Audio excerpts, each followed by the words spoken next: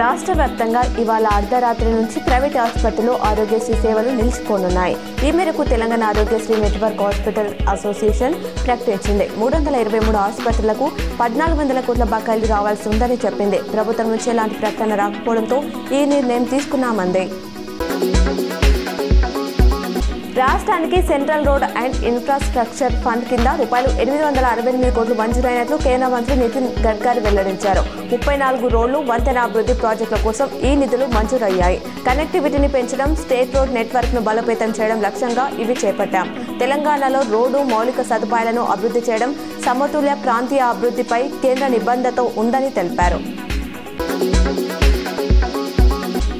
ఉత్తరాఖండ్లోని డెహ్రాడూన్లో భారీ వర్షాలు కురుస్తున్నాయి. రాత్రి 8 గంటల నుంచి తెల్లవారుజాము వరకు 32.5 సెంటీమీటర్ల వర్షపాతం నమోదైనట్లు వాతావరణ అధికారులు తెలిపారు.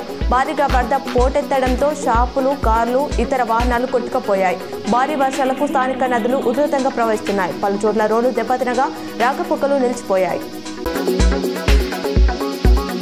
హైదరాబాద్ మెట్రోతో తీవ్రంగా నష్టపోయామని, తమ వాటాలను విక్రయించేందుకు రెడీగా ఉన్నామని ఎల్ఐఎన్టీ ప్రకటించింది. కొనుగోలు చేయాలని కేంద్ర రాష్ట్ర ప్రభుత్వాలను కోరింది. గతంతో పోలిస్తే ఆదాయం తగ్గిందని, నికర నష్టం రూపాయలు 626 కోట్లకు చేరిందని పేర్కొంది. దీంతో మెట్రో విస్తరణలో పాల్గొనలేమని ప్రకటించింది. బీఆర్ఎస్ మాజీ నేత కవిత ఎమ్మెల్సీ పదవికి రాజీనామా చేసి 2 వారాలు కావస్తుంది. ఇప్పటికీ ఆమె రాజీనామాకు శాసన మండలి చైర్మన్ సుఖేందర్ ఆమోదం తెలపలేదు. ఈ ప్రక్రియ మరింత ఆలస్యం కానున్నట్లు తెలుస్తుంది.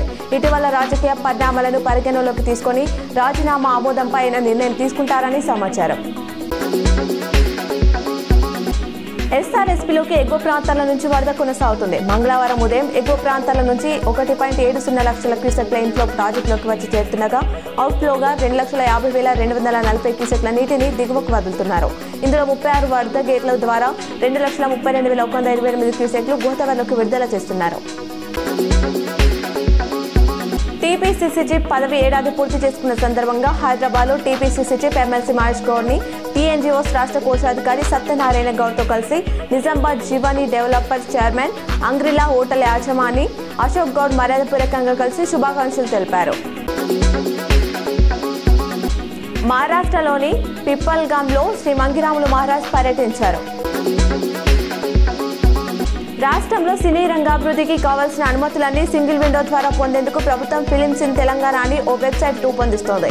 జాతీయ, అంతర్జాతీయ స్థాయి సినీ నిర్మాతలు కేవలం స్క్రిప్ట్తో వస్తే వారి మూవీకి కావాల్సిన లొకేషన్లు, అనుమతులు, టెక్నీషియన్లు హైదరాబాద్తో పాటు రాష్ట్రంలోని హోటళ్లతో పాటు సంపూర్ణ సమాచారంతో ఈ website రూపొందిస్తున్నామని FDC chairman Dil Raju తెలిపారు.